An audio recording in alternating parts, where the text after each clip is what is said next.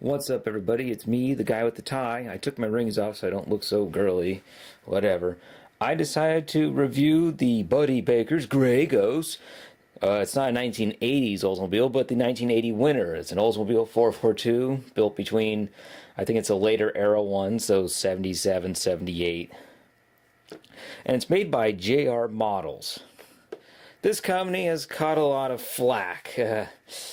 So we're going to actually investigate that instead of believing what everybody says, because the guy I even bought this from says he would never make it and tells the company to go screw themselves. I'm actually happy that a company's making 1970s cars. We need more of that, not this screw you. But let's do a review and go through it real quick. So we're going to start. I already opened it to make sure all the parts were there, and I already pulled the instructions out. One complaint the guy had was the instructions are in black and white. It's not a $100 wing nut wings kit, so, get over it. I will say, hopefully this is catching it all, the instructions are as clear as daylight. And the first thing that I noticed that could be wrong was, first, battery placement. Batteries were never there on NAS cars. But the thing is, and I'll discuss this later, is someone might have changed it during a restoration in them looking at a restored vehicle. The battery might be there for safety reasons. Who knows? Maybe make it California legal. Next, leaf springs. I and my grandfather have restored quite a few cars. Most of them being GMs. Someone did bring in a NASCAR once, I think it was a 74, 75 Monte Carlo. That was a NASCAR, and the guy wanted the engine to be tuned, pulled out tuned, and then stuff to be looked over, etc., stuff that my grandfather did as part of his business of restoring. And it had leaf springs on it that the person put on aftermarket. Why? Better ride quality. Leaf springs give you, and also strength. Leaf springs give you more tension strength, and they say better ride quality. I wouldn't know all of the GMs I have, and I have 3 of them made in the 70s. 2 of them are Cadillacs, one's an Impala. I did have 2 Impalas, both of them 74s, and they all had the tension bar, etc., normal rear end. None of them had leafs. But I wouldn't know if a leaf helps. I've never owned a Mopar before. But let's move on. Cage looks real nice. A lot of very quality details here. The wheels turn. Everybody complains about that, but some people want turning wheels, so it looks like it's into a curve, etc. Master cylinder looks a little basic, but it looks NASCAR. We definitely have a standard steering column here for GM products. 3 down, stuck in with 1 big block, that's fine. So on and so forth. More of the cage. The 2-part thing, people mope and grope about. Oh, get over it. It's 2 parts. Whoopee. Lots of good little details that you can definitely use on other models if you have to. Radiator is a little weak. Oh well. You can barely see it. The transmission fan coolers and stuff, they're nice. The motor's actually a good detail too. So that's the instructions, and once again, people bark and complain that it's not in color. I am not worried about that. Boxes are a lot different looking than they are on the internet, but we don't save boxes here. Don't know why you'd want to save a box, so let's just get it open and start out with the trees. First, we'll start out with the body itself. Now, I don't have a Johan here to show the similarities and stuff, but this is actually a really nice looking body. It is kind of devoid of any details, which is okay for a NASCAR. You're more like looking at the decals than anything else. A nice indentation or push-in for the fuel tank, which is real nice. The back has a real nice look to it. It's got 2 of the holders on there. I don't know the technical term. I'm not a NASCAR person. I'm sorry. I think of NASCAR as being like the world's most boring sport next to bowling and fishing. Yeah.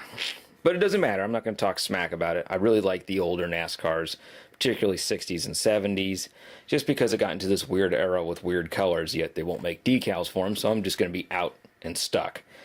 Very nice on the passenger side. The front has a very nice, crisp front. A little bit of flashing. Whoop.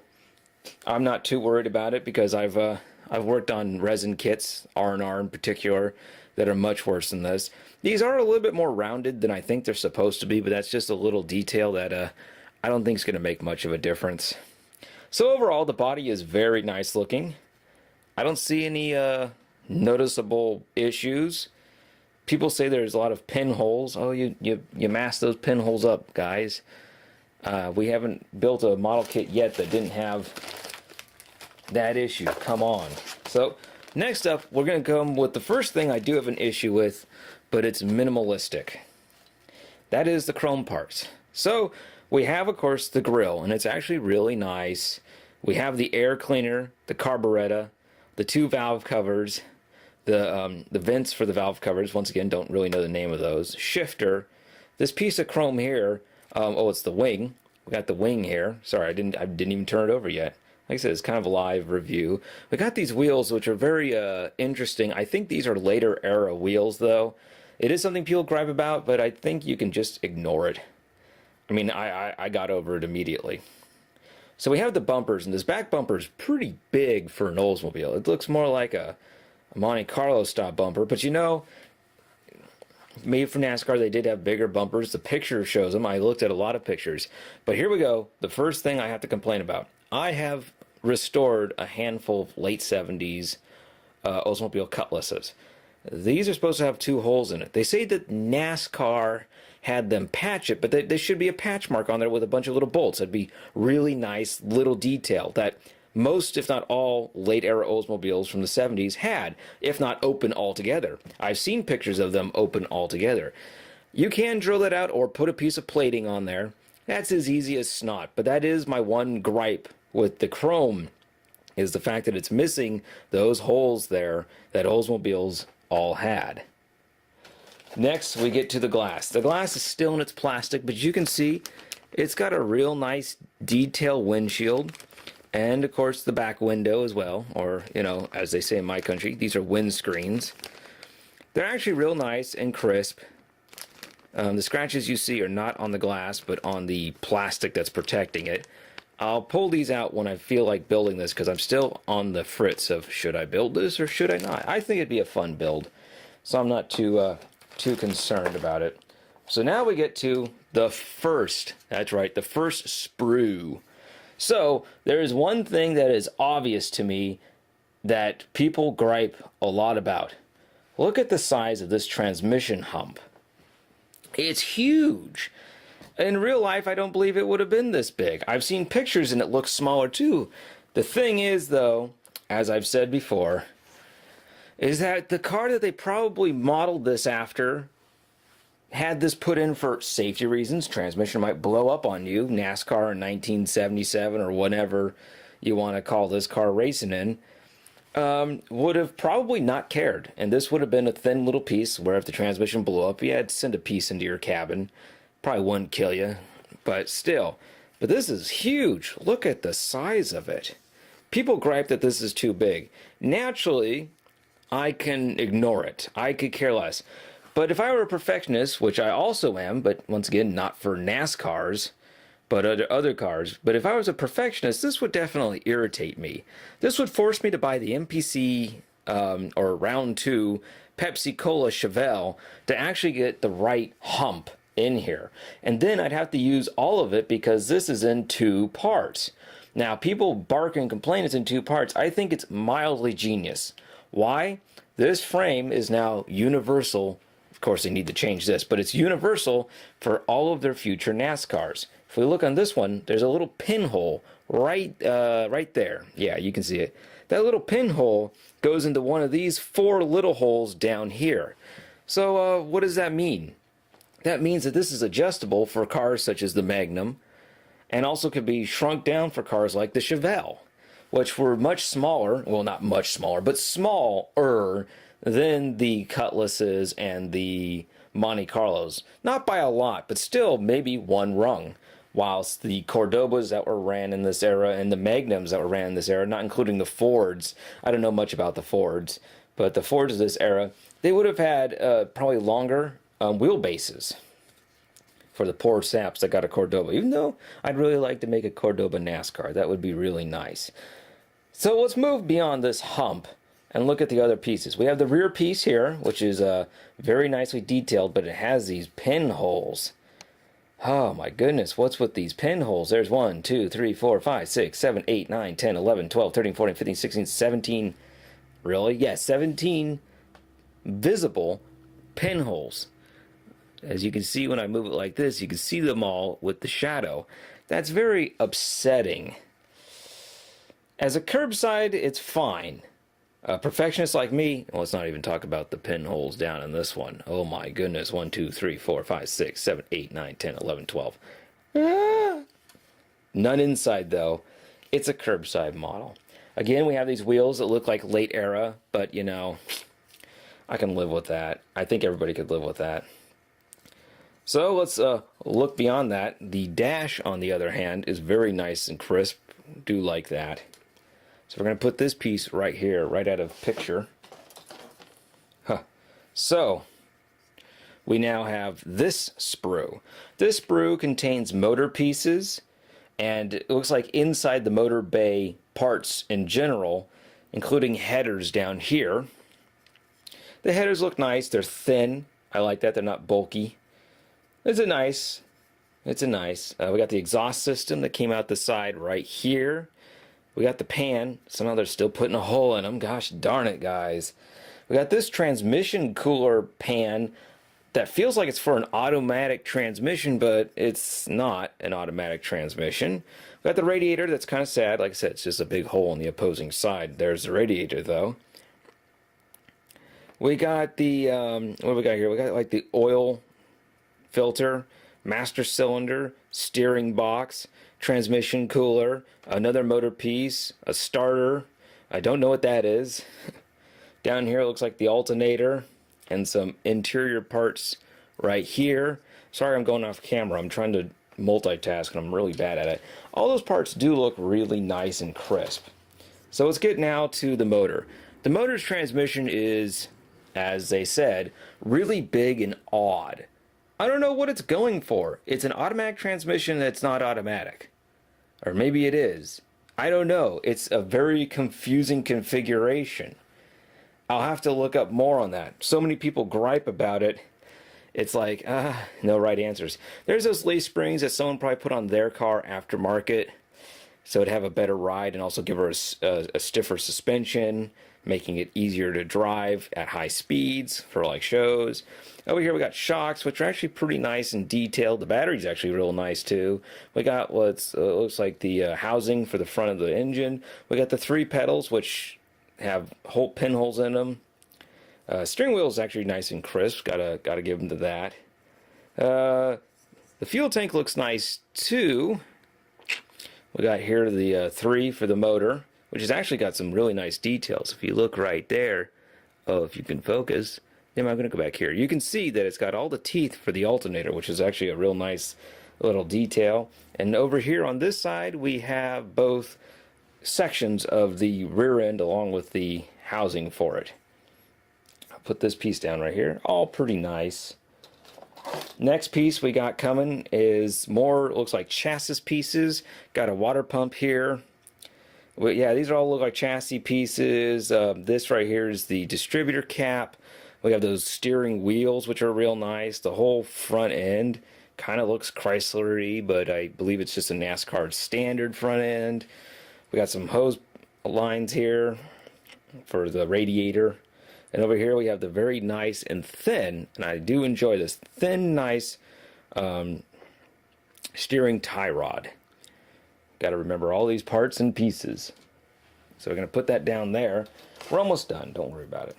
Here we have the intake, which is actually very well detailed. I got to keep it in the light. Intake, very well detailed.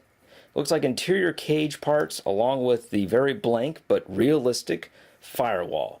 Yeah, that's how a firewall looks on a NASCAR. So I'm going to put this piece right here. Not much to look at there. And now we come to this whole thing. We have a drive shaft with all of its shocking points on it, which is real nice detail. We have what appears to be more cage, or maybe another drive shaft. No, it's cage material. Here we got the back firewall. Ooh, nice riveting. So this is what they need to do on the front bumper. Put one of these on it with the rivets. Would have been nice. Cage material, cage material, cage material, lotta cage material. Hood. The hood is actually a really good detail. The backside is flat, but you know, whatever. I'm like I said, I'm not going to be extremely picky. It is just a NASCAR. They are supposed to be a little blank and bland. I'm going to open up the tires for y'all. So one thing I saw a lot of pictures of is the tires have these, this here. Whoo.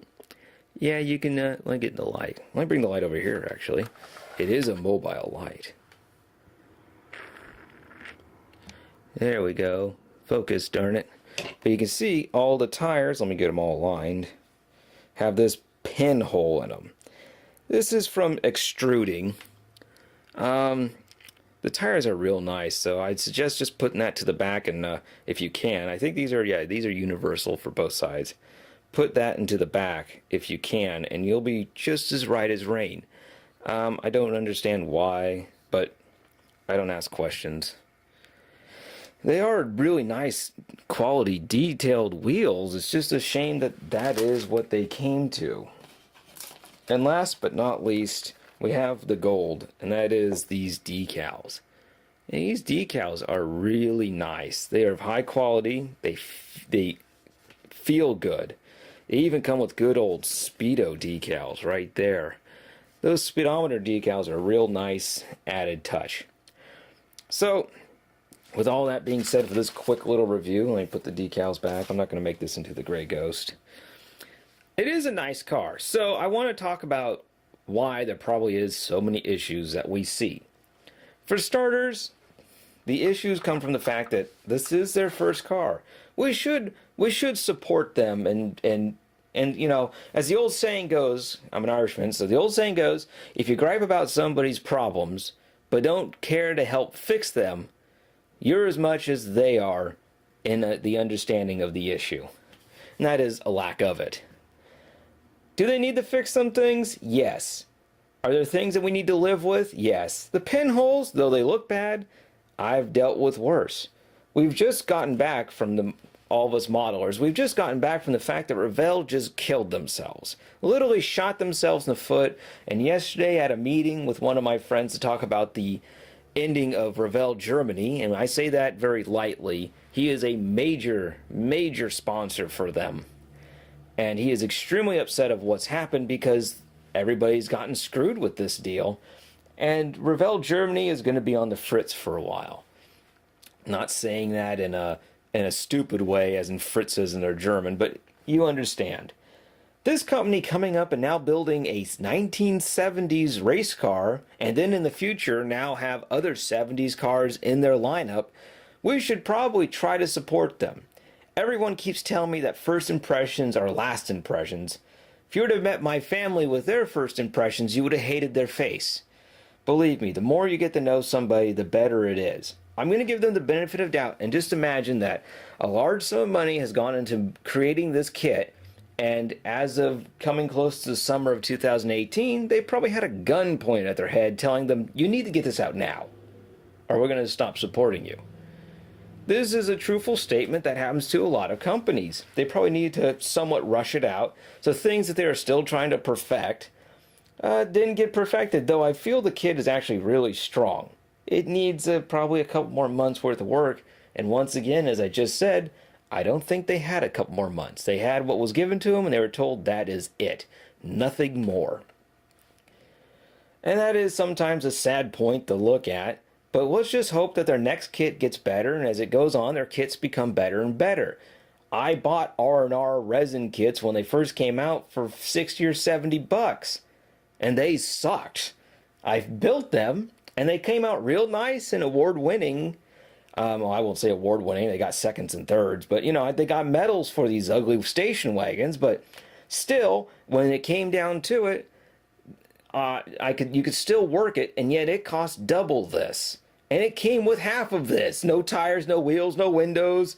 The chrome parts were chrome. What I'm saying is, we have bought worse and made better from it. This kit's a nice kit. It's a beautiful car. I kind of wish I could build one as a standard vehicle, but you know, whatever. Forget about it, you know. And actually, I can't buy a Johan, put the front end of this one. No. I'm just talking. But as a NASCAR, it's real nice. People are barking about the price. Guys, it's $30. MSRMP. That's it. You can't tell me different when you don't bark about kit bashing 3 cars to make one, which is like $50 worth of cars and then a lot of time etching them together. You can't tell me this. So stop your barking and complaining. Am I going to back these guys if they keep messing up? No. But I'm going to give them the benefit of the doubt that this is their first car. They had to push it. They needed to make some money so that they could show that they needed to progress on. I've seen people build this car. It's beautiful. I am sick and tired of seeing a Richard Petty car. But I'd like to find decals for this vehicle that aren't Richard Petty's, so I could build it like that. But you know, I like the oddball gray ghost color and decal set. And I will hunt down maybe some good NASCAR sets and show an end product. But until then, I think we just need to live with this. They're coming out with a 74 and 77 Monte Carlo. Support them. Maybe after 3 cars, the 4th one will be perfect. Perfect, money, great. I think so. But also, it's just a NASCAR. Little things wrong with it are what makes us buy the other NASCARs. We play with them. We try to make them better. I think this is a wonderful curbside.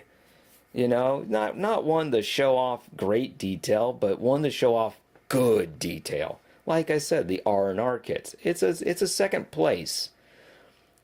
Yet no one's really made a first place yet besides some super kits from the 90s.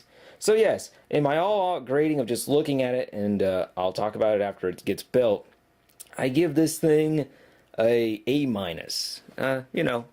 Gets a 91%. It's a beautiful kit, so stop your griping, guys. If you gripe, don't buy it.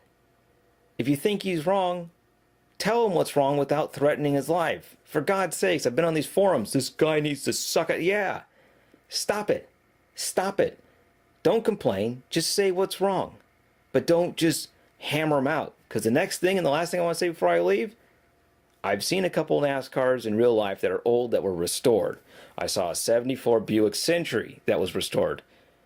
I don't even know if Buick Centuries were NASCARs. I couldn't find any. There probably was a few guys, like the guys who ran Cordobas, who were just flat out done, and they got given the secondary car, a Century.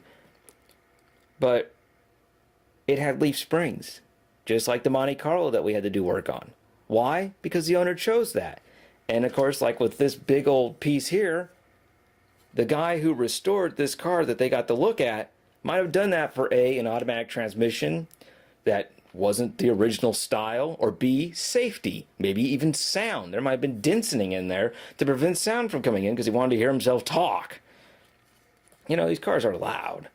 But on another note, whatever information they got was wrong. How do we fix it?